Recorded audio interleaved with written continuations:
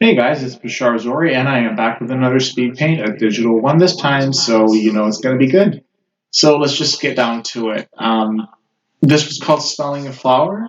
It's got this different vibe to it, different than the speed paints that I've been doing lately, for two reasons. The first reason is it's one of those nicer looking speed paints, which again, maybe if you've been watching my other speed paints, I've already mentioned how I do want to make this sort of leap from being so evilish to beautiful or meaningful, not just drawing characters that sort of just stand there and have their own flashy appeal to them, but rather something that makes sense and has um, a look to it that means something, some sort of symbolism. So I feel like this painting did the job.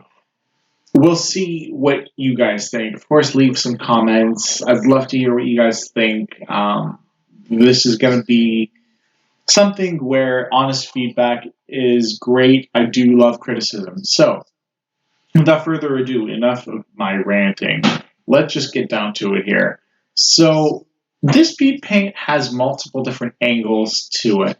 And by angles, I literally mean drawing angles. What I did was, so say for example, you want to have a look at somebody and you've got this person who seems to be facing you with their legs crossed so their knees are a little bit higher up, but then they're looking down at, say, for example, their phone, so their head is sort of got the back of their head sort of like bigger.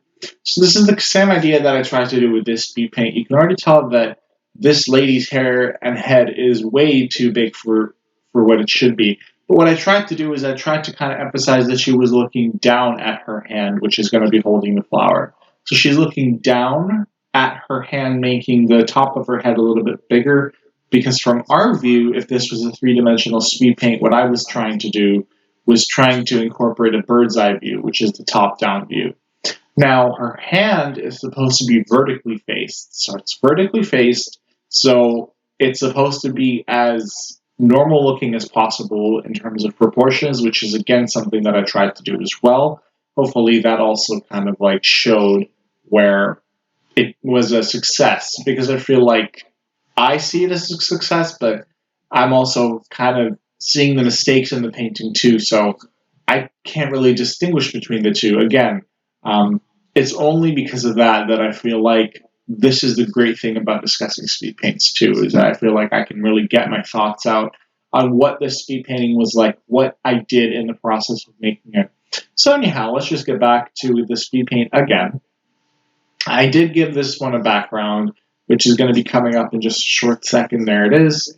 This background made the character herself too light looking, and it didn't give her enough 3D qualities. I feel like it completely took away from the character's sort of pop and presence in the piece. So what I did instead of just kind of keeping her what I thought was 3D looking just behind in front of a in front of a white background, what I did was I took the well, here it was a mistake. I took the burn tool and I just started burning her in order to take a kind of stab at this 3D thing. It didn't work, so I just closed the file. I opened it up again. I started doing these black outlines, which, mind you, I've seen before. Many artists do this, where they'll take black outlines of something that looks more three-dimensional inside of the outline, and it doesn't matter which order they do it in. They could do the black outline first and then do the speed paint, or rather the painting itself of the 3D looking image inside of the outline first. Second, they could do it the other way around. It doesn't matter.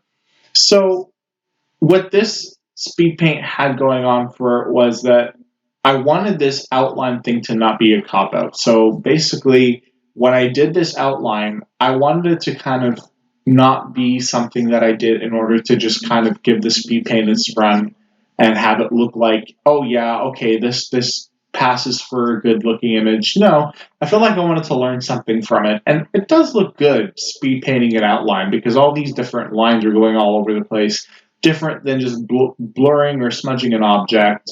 It kind of makes more sense to see that kind of thing going on because it shows that this painting is going somewhere. So I feel like that was also a plus. Anyways, this is all just kind of like just a divulgence of what this picture looks like, and this is it. So please like this picture, hit the bell, notifications on YouTube, subscribe, like. If you guys want to see more content like this, please feel free to subscribe to the channel, leave some comments. All right, take care, guys. Bye bye.